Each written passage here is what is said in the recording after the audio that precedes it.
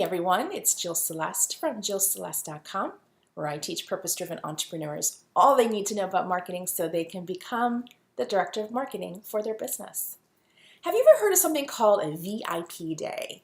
You may have heard this, seen other coaches, consultants, and small business owners offer this to their clients, and you may be thinking, what is this, and how do I create one to add to my packages? Well, a VIP day is intended to be an add-on, something extra that you would offer your clients. And it's really an extra day of client coaching and consulting. It can be done just with one person, or you can assemble a small group and do a VIP day with all of them at the same time. Clients love this because they get more laser-focused coaching, hot seat advice from you, which often will help them get to their result much faster. So how do you create a VIP day? Well, the first thing you need to consider is the setting, whether you're going to do it in person or virtually. Now, in person is really nice because it's quite intimate. People tend to be a little bit more vulnerable, a little bit more receptive if you're talking face to face. But there are some things you need to consider. So, for example, where would you have it? Some people have it in their home, which is perfectly fine. And then you got to think about maybe some additional expenses such as food and beverage. You also need to make sure you have the clients either who live near you, so if you have a large local base, this is a great alternative for you, or if they would come travel to you, that would be another option. Or you can do it virtually, which is usually done through a tool such as Skype or Zoom. And instead of doing it face-to-face, you do it through the webcam. And this is great because you don't have the travel restrictions. Anybody could do it as long as they have an internet connection. And oftentimes, because you don't have the overhead costs, you can charge a little less for these VIP days because it's done virtually. So that's the first thing you need to consider.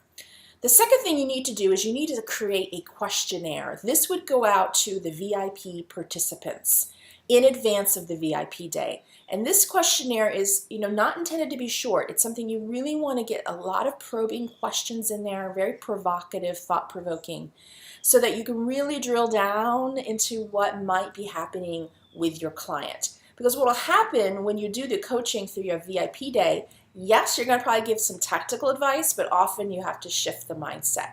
And so the questions that you ask will help you figure out where the resistance is, what's holding that person back from moving forward more with whatever result they're trying to achieve. So make sure you send out a questionnaire in advance, require it to come back to you well before the event so you have time to review. And then when you review it, of course, make sure you treat it almost like a sacred text. Spend time with it, take notes. And here's the thing, I want you to remember two things. There are what your client wants and there's what your client needs. And so you're going to want to answer the questions, of course, that client puts in her questionnaire. But also think about what she needs, what she doesn't know because it's often right underneath her nose. She can't see the forest for the trees, and that's where your coaching comes in. Then once you have all that set up and you actually host your VIP day, you want to make sure you host these through hot seats. So hot seats is the one-on-one time, especially if you have a small group. You would have one-on-one time. The other group members would listen, and you would go ahead and do the hot seat coaching. Again, you give the person what she wants, and then you give her what she needs.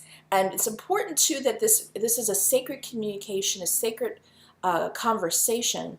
But you might want to advise the person to record their hot seat with you, or ask other members if there are other people present to take notes for that person. Because what happens is you get really into it and the person's having the conversation and then they go back home and they forget 2/3 of what was talked about.